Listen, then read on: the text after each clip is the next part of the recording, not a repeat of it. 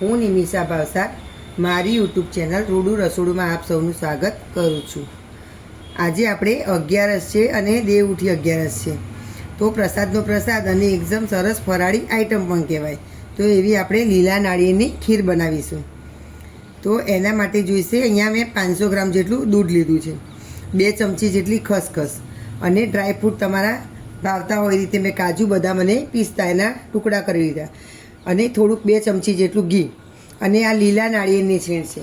આ આપણે જે ચોપડું વધેરીએ લીલું એને છીણી લેવાનું છે. ખાંડ અને આ ઇલાયચી અને જાયફળનો ભૂકો છે.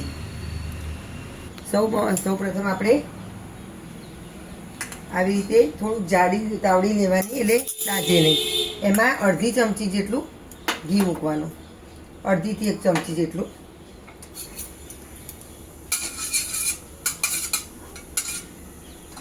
ઘી ગરમ થાય એટલે આપણે જે ડ્રાયફ્રૂટના ટુકડા કર્યા હતા એ આપણે થોડા સાતળી લઈશું 2 મિનિટ માટે.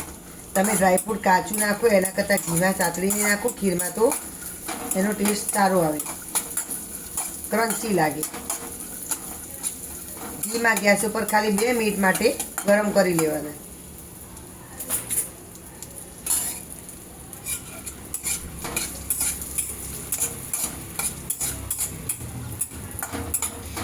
હવે આપણે આ ડીશમાં કાઢી લઈશું.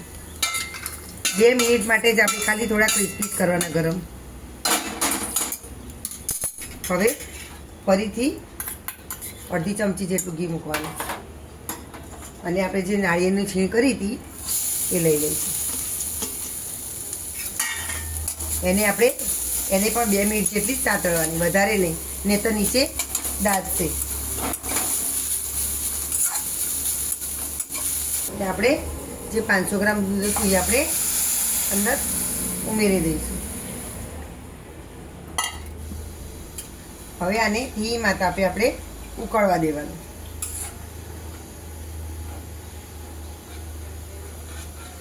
હલાવતા રહેવાનું એટલે નીચે ચોટે નહીં.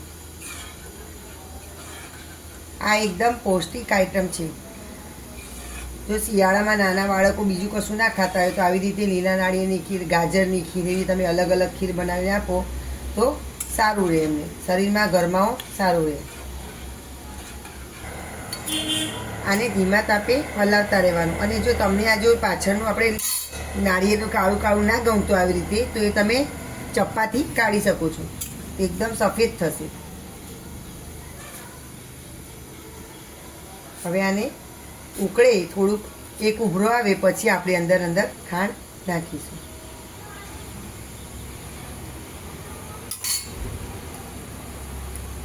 આ આપણું સરસ ઉકળવા માંડી, તો એમાં આપણે સ્વાદ અનુસાર ખાંડ નાખી દેવાની. અત્યારે મેં 500 ગ્રામ દૂધ હતું અને 1 વાડકી ભરીને છીણ હતું, તેમાં તે 3 થી 4 ચમચી જેટલી ખાંડ નાખી. કારણ કે નારિયેળ પણ થોડું સ્વીટ, ઘરમાં જો વધારે ગળ્યું ખવાતું હોય તો 5 ચમચી, બાકી આમ તો 3-4 ચમચી થઈ જશે. હવે આપણે ખસખસ હતી એ ઉમેરી દઈશું. નાળિયેર જોડે ખસખસનો સ્વાદ બહુ જ સરસ લાગે છે. હવે આ ઇલાયચી અને જાયફળનો ભૂકો પણ નાખી દઈશું. તમારે કેસર નાખવું હોય તો કેસર પણ નાખી શકો છો. હવે આને આપણે ઉકળવા દઈશું, એટલે નાળિયેરની છીણ એકદમ સરસ દૂધમાં ચડી જાય. જો તમે પાછળથી નાખો તો નાળિયેરની અંદર દૂધનું મિશ્રણ મિક્સ ના થાય. આ તમે જોડે જ ઉકાળશો ઘીમાં શેકીને, તો નાળિયેરની છીણમાં દૂધ એના અંદરની અંદર પોષણ થશે, એટલે એકદમ સરસ નાળિયેરની છીણ તમે ખાશો તો એ પણ તમને સ્વીટ લાગશે અને ચડી ગયેલી પોચી લાગશે. જે હાર્ડ લાગે એવી નહીં લાગે. એટલે પહેલેથી જ આપણે ઘીમાં શેકી અને પછી દૂધ નાખી અને ચડવા દેવાની, ચોખાની જેમ જ. અને છીણમાં એનો દૂધનો ટેસ્ટ, સાકરનો ટેસ્ટ, ડ્રાયફ્રૂટનો ટેસ્ટ બધું જશે, એટલે ખીર તમને ખાવાની મજા આવે. આ આપણી ખીર તૈયાર થઈ જવાય. 15-20 મિનિટ આપણે ઉકાળીએ એટલે થઈ જાય, કારણ કે નાળિયેરમાં પણ થોડો દૂધનો ભાગ હોય એટલે બહુ બાળવું પડતું નથી દૂધ. હવે આપણે જ્યાં ડ્રાયફ્રૂટ આપણે ઘીમાં સાંતળ્યા હતા એ અડધા ઉમેરી દઈશું. થોડાક આપણે ગાર્નિશિંગ માટે રાખીશું. હવે આને પાછી 2 થી 5 મિનિટ માટે હલાવી લઈશું, એટલે ડ્રાયફ્રૂટ અંદર સરસ મિક્સ થઈ જાય ખીરમાં. આ આપણી લીલા નાળિયેરની ખીર સરસ થઈ ગઈ. જુઓ નાળિયેર પણ સરસ સોફ્ટ થઈ ગયું અંદર.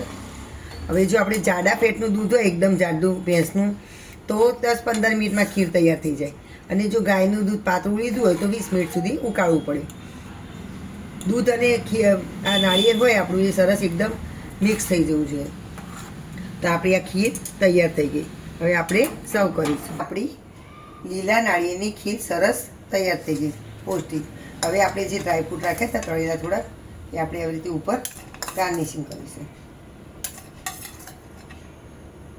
તો મારી આ વાનગી પસંદ આવી હોય તો મારી યુટ્યુબ રૂડું રસોડુંને સબસ્ક્રાઈબ કરશો, બેલ આઇકોન પર પ્રેસ કરશો તો તમને આવનારી વધુ વાનગીઓ જોવા મળતી રહેશે. અને ખાસ તમારા ફ્રેન્ડ સાથે શેર કરવાનું ભૂલતા નહીં. અને બનાવો તો મને કોમેન્ટ કરજો કે કેવી બની અને કંઈ સુધારો વધારો હોય તો પણ સજેસ્ટ કરશું. આ ઠંડી પણ સારી લાગે અને ગરમ પણ સારી લાગે. હવે આ હું અત્યારે